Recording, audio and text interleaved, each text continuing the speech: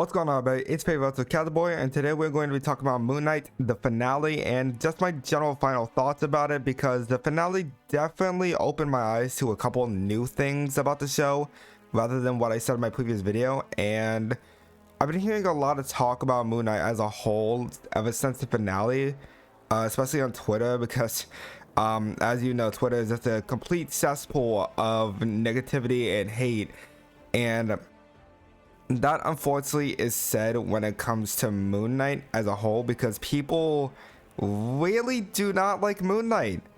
I never knew that people just do not like Moon Knight. I've never even heard anything about Moon Knight from other people until the finale came out, and then all of a sudden people are just completely hating it.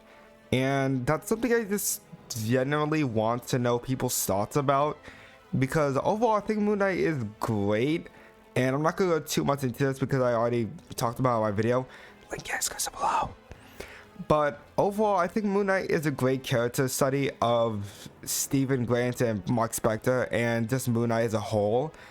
And I feel like a lot of people are pointing towards just the main plot about Halo and the Egyptian gods, and using that as the main argument as to why Moon Knight is just completely awful garbage.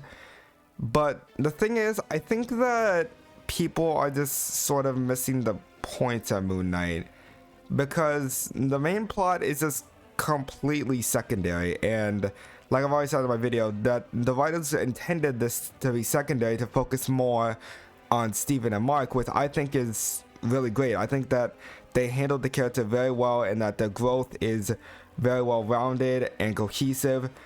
And I think they use ambiguity to fully expand on this character and the growth, and they did it exceptionally. And again, I've already had a video explaining all this, so I'm not gonna go too much about it. But overall, I think that Moon Knight is not mainly about this plot. Ready to bullshit, go! Is what I've also been saying. But I think that overall, that Moon Knight is a show about the character psyche of this person and the individual growth, and coming to terms to understand one another, and becoming one with each other. And that's what they accomplished in the finale, where Mark left his eternal peace, because while he was fully realized and complete as Mark, he realized that he is not the same person without Steven, without that part of him. He lost like a part of him, and coming to terms with that, and realizing that Steven is always going to be a part of him, and he needs to come to terms and accept that, is where true balance occurred, and they were able to go through the gates of the afterlife. And I think that overall, episode 6 was very good. I don't think it was bad. It was kind of bad at a few places, but I don't think overall that the episode is bad, because the conclusion of the resolution of this episode was heavily character driven, and I really do appreciate that they're still putting all of that focus into Steven and Mark's character and their growth as a person, while also kind of giving more depth into Hero and the main plot, which I do think they did a better job at than all the other episodes. And Hero's motivations became more realized. Like he fully accepts his imbalance as a person when he's talking to Amit, when he releases Amit from her tomb, where he says, I'm fully aware of if my skills are imbalanced, but he still wants to accomplish his goals to quote unquote balance the rest of the world, which I think is a great foil to Mark and Steven, who can't accept the imbalance, who want to become whole, who want to become perfectly balanced, as all things should be, if you will. And I think that Hero is a better villain in this, because again, his motivations are more realized. And the rest of the episode was pretty decent. I don't necessarily like the big CGI fight with Amit and Khonshu. I think that's definitely just a weird addition, like basic standard MCU stuff. But I do like the fight scenes with Mark and Steven, and how, you know, they kind of switch between Mark and Steven with Moon Knight and then Miss Steven. And I think that really does say a lot for how far they've come since the beginning, where it was either one or the other between fights, but here they're fighting as one, they're fighting together. And that really does say a lot for how much they have grown, because like Moon Knight overall is an expression of DID, or dissociative identity disorder, and I'm not going to go too much into how they handle that because I'm not at all qualified to talk about it, so don't listen to a fucking thing I say. But overall, I think that learning to come to terms with one another and just accept that that second personality is always going to be a part of you is just a really great thing. I think that just learning that balance and learning to balance each other was something that really tied well together in the finale. And when it came down to it, they were able to become a single person, a singular person, and they were be able to make their own choices, especially since Khonshu at the end was freed Mark from that avatar state, from being controlled by him, and they were finally free to make a choice as to whether they want to kill Hera or not. And once they were free, we go into this like big, we kind of shift between realities, and it starts to become a little more confusing as to what is happening. But I think that my interpretation, at least, because honestly I think there's multiple interpretations for a scene, but I think that my interpretation for this is that now that Khonshu freed Mike and Steven, they are allowed to decide what's reality and what isn't, whereas Khonshu, which is basically trapping Mark and Steven in his own reality, is deciding what reality is for him.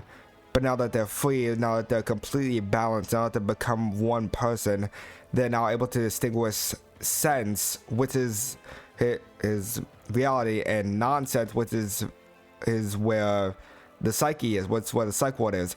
And I think that just coming to terms with each other and learning and deciding for themselves what's reality and what isn't is a really good interpretation of that, where they're able to decide for themselves what reality they want. Do they want to live in the reality where they are, it was originally where Khonshu was just controlling him, brainwashing him, and they've gone through so much pain, or they can just stay in the psych ward where they don't have any worry, where they don't embrace themselves completely. And I think that's at least a little more accurate, especially when Steven and Mike say, well, that's a good diagnosis, doc, but I'd rather go save the world. And I think that line really does say a lot for, again, how far these characters have come and what they want for themselves. And I like that overall they end up completely free. They're free of Khonshu, they're free of the imbalance, they're free of everything, and they're able to decide themselves what's reality and what isn't. And at the end, at the post-credit scene, we learn that the reality of it is that Hera was actually in the psych ward, and we learn that there's this other person coming to take him out of the psych ward, and we learn that it's actually Jake Lockley, which is Steven and Mike's third personality. And I think that's just overall a good idea and a build-up for a third season, but I mean, not for third season, second season. But I think that it's just a good build-up, and learning that Khonshu is still kind of playing and toying with Steven and Mark, as Lockley is now Khonshu's secret avatar. But I'm hearing a lot of complaints about that too, in that, you know, it's kind of being disingenuous towards the expressor of DID, where you have this evil personality, sinister personality, where right now it looks like there's completely evil.